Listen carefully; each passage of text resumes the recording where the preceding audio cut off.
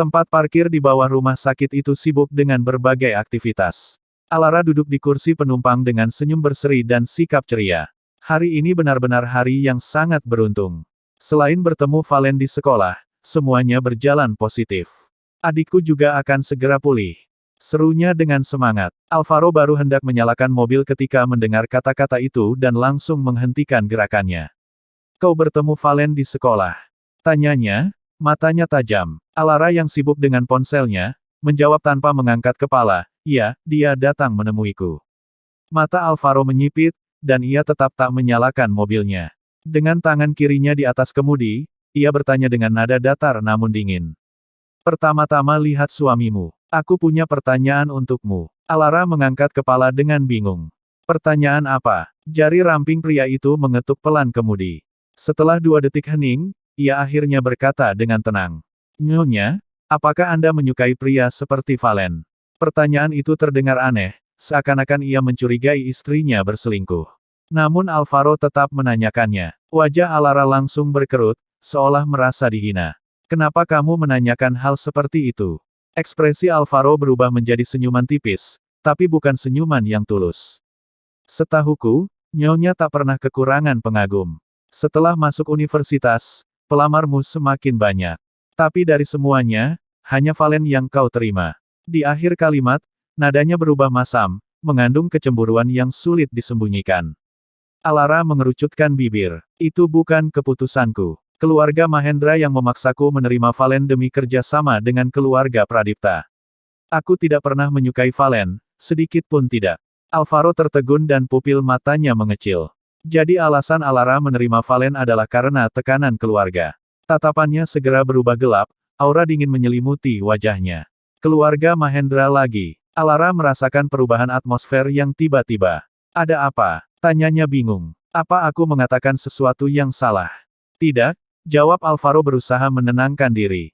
Ia mengusap lembut kepala Alara dan membiarkan senyum tipis muncul di wajahnya. Jadi, Alara ternyata tidak menyukai Valen. Ia menatapnya dalam. Lalu, seperti apa tipe pria yang Alara sukai? Alara terdiam, tak tahu harus menjawab apa. Ia memang belum pernah memikirkan soal tipe pria yang ia sukai. Kenapa kamu menanyakan itu? Tanyanya curiga, lalu matanya membulat. Jangan-jangan, kamu ingin mengenalkanku pada seseorang setelah kita bercerai. Alvaro nyaris tertawa karena kesal.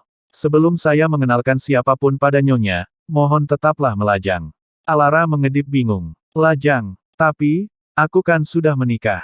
Bukankah aku istrimu? Alvaro tersenyum. Nyonya benar. Itu salah ucapanku. Melihatnya tersenyum, Alara ikut tersenyum. Tenang saja, aku punya prinsip.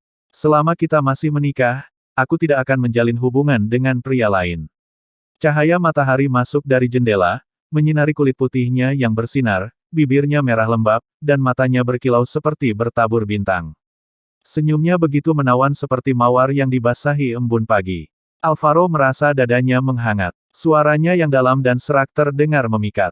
Nyonya juga tenang saja. Saya tidak akan menjalin hubungan dengan wanita manapun selain Nyonya. Alara mengangguk percaya padanya. Lagi pula, dia memang dikenal tidak tertarik pada wanita. Oh ya, ngomong-ngomong, Alara mengingat sesuatu. Tadi kamu bilang sore ini kita akan melakukan sesuatu. Apa itu? Alvaro menyalakan mobil dan menjawab malas, kakek dan nenekku baru kembali dari luar negeri. Kemarin mereka dengar kita sudah menikah dan ingin segera bertemu dengan menantu perempuan yang sudah lama mereka nantikan. Alara menegakkan tubuh terkejut. Kamu bilang, kakek dan nenekmu ingin bertemu denganku. Melihat wajah gugupnya, Alvaro tak bisa menahan tawa. Jangan khawatir, mereka sangat baik dan aku yakin mereka akan sangat menyukaimu. Namun Alara tetap gelisah. Ia menggenggam tangannya erat-erat. Kapan kita akan bertemu? Alvaro mengerucutkan bibir sambil berpikir.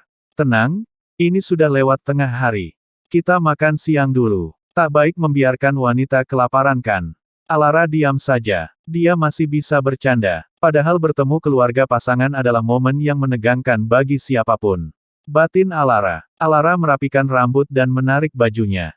Apakah pakaianku pantas? Apa aku memberi kesan buruk? Ia tak merencanakan penampilannya hari ini. Hanya pakaian kasual seperti biasa. Lampu lalu lintas berubah merah dan Alvaro menghentikan mobilnya. Ia menoleh dan berkata tanpa ragu, mana mungkin kesanmu buruk. Nyonya sangat cantik. Ia berhenti sejenak, lalu menambahkan dengan suara menggoda, kamu adalah gadis tercantik yang pernah kulihat. Alara terdiam dan telinganya berubah kemerahan. Terima kasih. Mungkin kamu hanya belum bertemu banyak orang. Mereka tiba di restoran favorit Alvaro. Ruang privat di lantai 2 selalu tersedia khusus untuknya. Setelah duduk, Alara menyadari bahwa Alvaro telah memesan semua makanan favoritnya. Ternyata selera mereka memang mirip. Saat makan, ponsel Alvaro beberapa kali menyala. Tuan Dirgantara Senior terus mengirim pesan di grup keluarga, menanyakan hal-hal yang perlu diperhatikan. Alvaro menaikkan alis. Singkirkan semua yang berhubungan dengan nanas di rumah. Dia alergi nanas. Tuan Dirgantara Senior, tenang saja, semuanya sudah disimpan.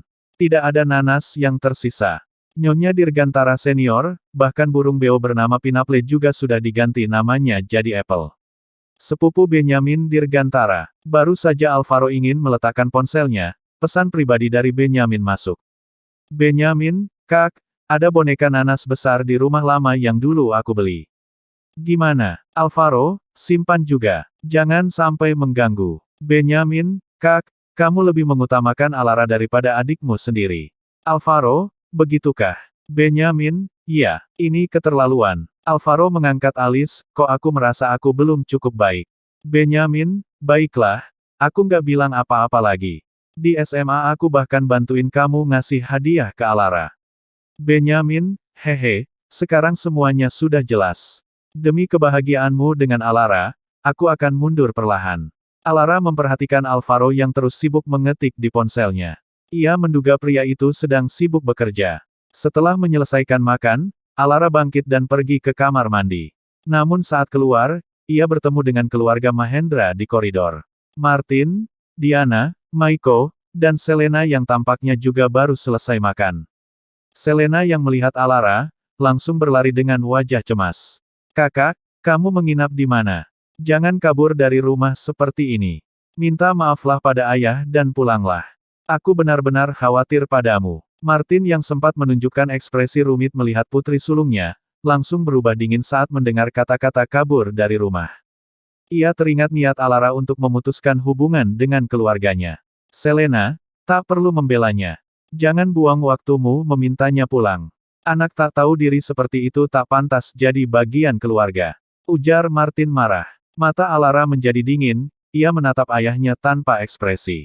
Tak tahu diri, menikahkan anak sendiri dengan Valen dan menyerahkannya ke dalam neraka, itu lebih rendah dari binatang. Martin terpaku. Tubuhnya bergetar, napasnya memburu. Lebih rendah dari binatang. Ia tidak percaya putri kandungnya bisa melontarkan hinaan sekeras itu padanya. Diana buru-buru maju dan menopang punggung Martin, menenangkan suaminya. Ia menatap Alara dengan mata penuh kecaman. Bagaimana bisa kau berkata sekejam itu? Di mana rasa hormatmu sebagai anak? Dan kau bahkan memblokir nomor kami. Sungguh keras kepala. Tidak heran kau tumbuh di panti asuhan tanpa pendidikan yang layak. Tak tahu cara menghormati orang tua. Alara menatapnya tajam, seperti es yang membeku.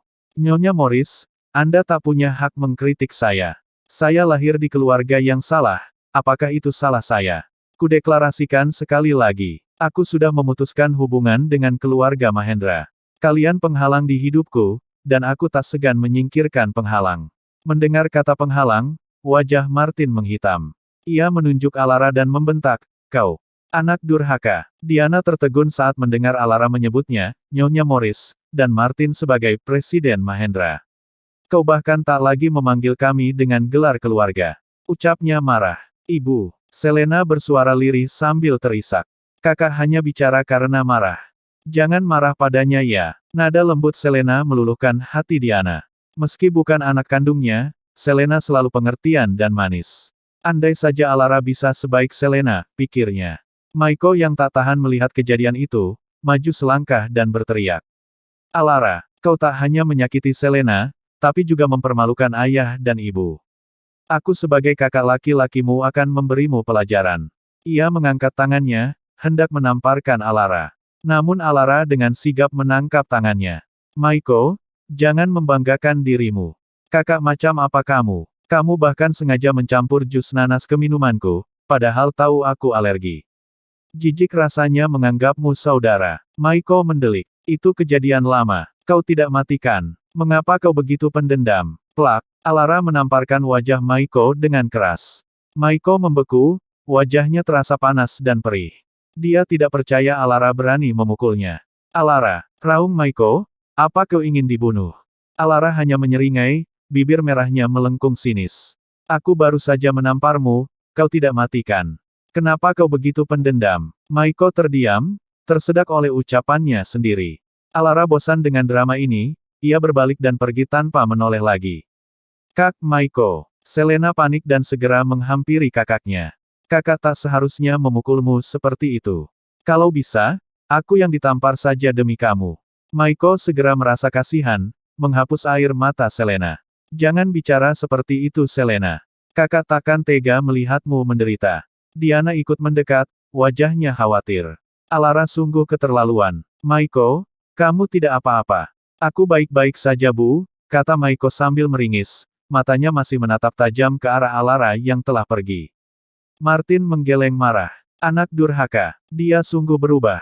Dulu dia setidaknya masih mendengarkan nasihat. Sekarang bahkan berani menamparkan saudaranya. Maiko mendengus. Ayah, jangan khawatir. Alara hanya menggertak. Dia bilang mau memutus hubungan, tapi masih terdaftar di bukti tempat tinggal kita. Kalau dia benar-benar berani, suruh dia pindahkan itu juga. Martin mengerutkan dahi. Aku tidak akan menyetujui itu. Kalau sampai berita tersebar bahwa putriku pindah domisili, orang akan bilang aku tak mampu mendidik anak. Itu akan mempermalukan keluarga Mahendra. Tiba-tiba ponsel Martin berbunyi. Ia membukanya dan wajahnya langsung berseri. Diana, kabar baik. Tuan dan Nyonya Dirgantara telah kembali dari luar negeri. Serunya gembira. Ini waktu yang tepat. Ayo kita ke sana dan bahas pernikahan Selena dan Alvaro. Wajah Selena langsung memerah. Tapi, ayah pernikahan itu awalnya untuk kakak. Maiko menyela, Alara, mana pantas dia jadi Nyonya Dirgantara. Dia besar di rumah angkat, tanpa pengalaman, tanpa keanggunan. Hanya wajah cantik, itu pun tak cukup bagi Alvaro. Diana menambahkan, Selena, kamu tumbuh dalam kemewahan dan berpendidikan. Hanya kamu yang pantas jadi Nyonya Dirgantara. Katakan, kau menyukai Alvaro kan? Selena menunduk malu. Ibu, Kak Maiko, jangan bicara begitu. Selena akan ikut rencana keluarga. Maiko tertawa. Selena kita mulai dewasa dan pemalu ya. Kakak jahil. Selena memanyunkan bibirnya, tapi di matanya muncul kilatan kegembiraan. Oh Alara, lihatlah dirimu. Bahkan tunanganmu pun akan kuambil, apa yang bisa kau lakukan? Martin kemudian berkata, Maiko, hubungi kakakmu Jiro. Suruh dia siapkan hadiah berharga. Aku dan ibumu akan pergi ke keluarga Dirgantara. Maiko tampak ragu. Ayah, Jiro sibuk di perusahaan. Dia sedang mencoba meyakinkan Rose agar tetap bekerja sama dengan kita. Ekspresi Martin langsung berubah serius. Rose adalah mitra penting. Jika ia menarik diri, itu bisa menjadi bencana. Selena berkata, Ayah, aku juga belajar desain busana. Memang tak sebaik Rose, tapi aku bersedia membantu Jiro. Martin tersentuh. Ayah bangga padamu. Tidak seperti Alara yang hanya bikin onar. Tidak sebanding dengan satu jarimu. Ia lalu menoleh ke Maiko. Beritahu Jiro, perlakukan Rose dengan sangat baik. Dia penyelamat kita. Maiko mengangguk penuh hormat. Ya ayah, aku mengerti. Martin kemudian memberi perintah terakhir, Diana, siapkan hadiah terbaik. Kita pergi sekarang ke keluarga Dirgantara. Alara membelok di sudut koridor dan berjalan agak jauh sebelum kembali ke kompartemen. Alvaro langsung menyadari ada yang tidak beres dari ekspresinya, tatapannya tiba-tiba menjadi tajam. Ada apa? Tanyanya. Alara enggan menyebut orang-orang yang telah merusak suasana hatinya. Ia tidak ingin kehadiran keluarga Mahendra memengaruhi perasaannya. Ia hanya melambaikan tangan dengan acuh tak acuh. Tidak apa-apa, jawabnya ringan. Ngomong-ngomong, katanya setelah duduk. Matanya yang jernih menatap Alvaro, bulu matanya berkedip pelan. Aku ingin bertanya tadi saat kita makan, apa yang disukai kakek nenekmu? Apa hobi mereka? Ayo kita belikan mereka beberapa hadiah nanti. Ia tahu, dengan latar belakang keluarga Dirgantara, kakek nenek Alvaro mungkin tak kekurangan apapun. Namun sebagai pertemuan pertama, menunjukkan rasa hormat dan terima kasih tetaplah penting. Ia tak bisa datang dengan tangan kosong. Setelah makan, Alara menyeret Alvaro ke sebuah departemen store mewah di dekatnya. Alvaro awalnya hendak menolak, mengira semua sudah disiapkan, tetapi melihat Alara begitu antusias, ia membiarkannya. Rasanya seperti pasangan muda yang sedang berbelanja bersama. Ia hanya mengangkat sebelah alis dengan santai, tanpa komentar sinis, membiarkan Alara memilih dan membimbingnya. Setelah membeli hadiah, keduanya berangkat menuju Dirgantara Mansion. Dalam perjalanan, Alvaro yang menyetir tiba-tiba menerima pesan masuk. Itu dari Justin. Pria itu jarang mengirim pesan penting, jadi Alvaro tidak berniat menanggapinya. Tapi setelah melirik Alara di kursi penumpang, ia berkata santai. Sayang, bisakah kamu balas pesanku? Aku tidak bisa sambil menyetir. Kamu masih ingat kata sandi layar kuncinya kan? Alara ragu sejenak sebelum menjawab, ya, aku ingat. Ia mengambil ponsel dari konsol tengah dan membukanya dengan kode 161027. Layar kunci dan wallpapernya adalah foto mereka berdua. Alara merasa canggung, dengan gugup menyentuh telinganya. Dengan enggan, ia membuka WhatsApp. Kontak yang disematkan paling atas adalah namanya sendiri, dengan catatan, istri. Ia menyentuh telinganya lagi, merasa lebih tidak nyaman. Ia lalu membuka obrolan dengan Justin. Justin, Alvaro, apa yang kau lakukan? Keluar dan mainlah. Selain pesan baru itu, Alara juga membaca pesan hari sebelumnya. Justin, Alara benar-benar setuju untuk menikahimu. Apa kau menipunya? Kau pasti membujuknya untuk menikah. Alvaro, berhenti memanggilnya Alara. Mulai sekarang panggil dia kakak ipar. Alara terdiam. Apa maksudnya, menipu, dan membujuk untuk menikah? Omong kosong. Tapi tetap saja hatinya terasa tidak enak. Meski penasaran, ia menahan diri untuk tidak membaca lebih jauh. Justin ingin bertemu denganmu, katanya singkat. Alvaro menoleh sebentar sebelum berkata tenang, katakan padanya aku tidak akan pergi. Aku akan kembali ke rumah lama. Alara mengangguk dan mengetik sesuai instruksi. Beberapa detik kemudian Justin membalas cepat. Justin, kakek dan nenekmu sudah kembali ya. Justin, waktunya pas banget. Sudah lama aku nggak ke rumah tua, aku ikut juga.